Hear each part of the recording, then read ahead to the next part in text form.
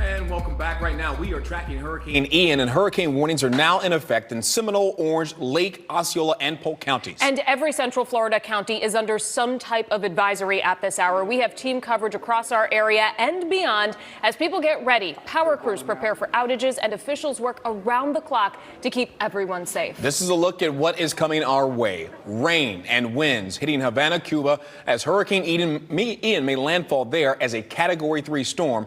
And right now at 7, several big closures to tell you about. No flights in or out of Orlando International Airport starting tomorrow morning at 10:30.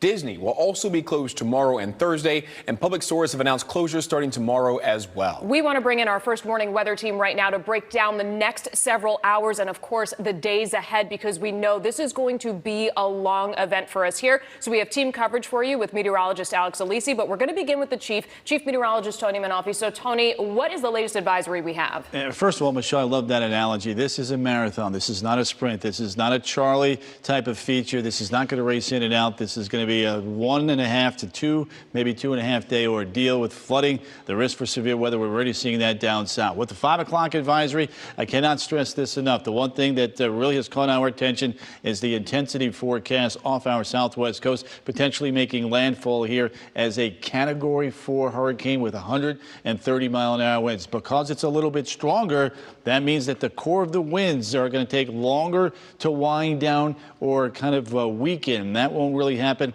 until it hits Central Florida. You can see Orlando back up towards potentially Volusia and or Flagler County. We'll see winds there sustained, dropping below hurricane force by the time we get into Thursday mid-morning on into the afternoon, and then things will lift up to the north and the east. As of right now, the center of circulation kind of wobbling there to the southwest of the Keys, but moving steadily. The forward speed for now has not slowed down.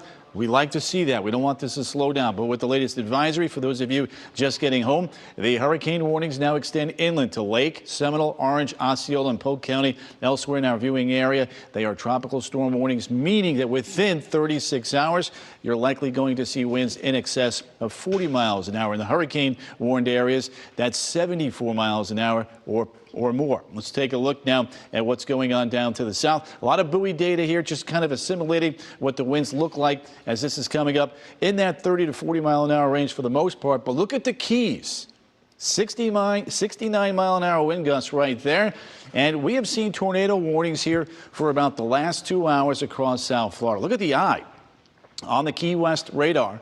149 miles to the south-southwest there of Fort Myers, lifting up gradually to the north as we watch the radar, watching the rain down to the south, lifting up gradually here in the Central Florida. Nothing big just yet. That's the good news. Up towards Volusia, on into Flagler County, a few sprinkles there. So let's play this out. Tonight, watching those outer bands. Wednesday and Thursday, we are in the heart of things, and by Friday, we're hoping that our graph model is correct and we start cleaning up, not waiting for things to move offshore. With more on that, here's Alex. Hey, Tony. So let's take a look at those likely arrival of the tropical storm force winds. So again, we're going to be seeing impacts before these tropical storm force winds arrive as those bands start to move on in. But the sustained, at least tropical storm force winds as we go into Wednesday morning, starting to inch into Polk County. Most of us are going to be seeing those tropical storm force winds as we go into Wednesday evening. Some of us don't forget, a bunch of us are going to be seeing hurricane conditions as well. By Thursday morning, those strongest winds are lifting their way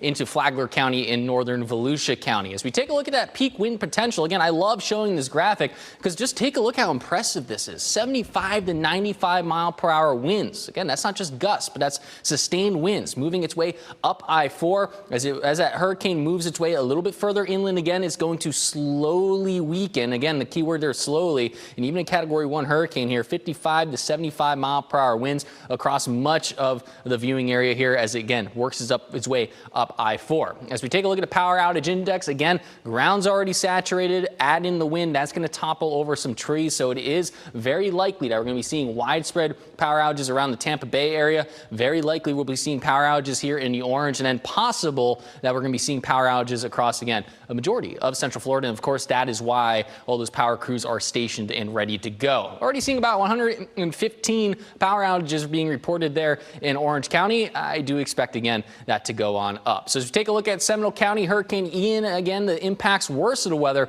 starting again Wednesday evening until Friday afternoon.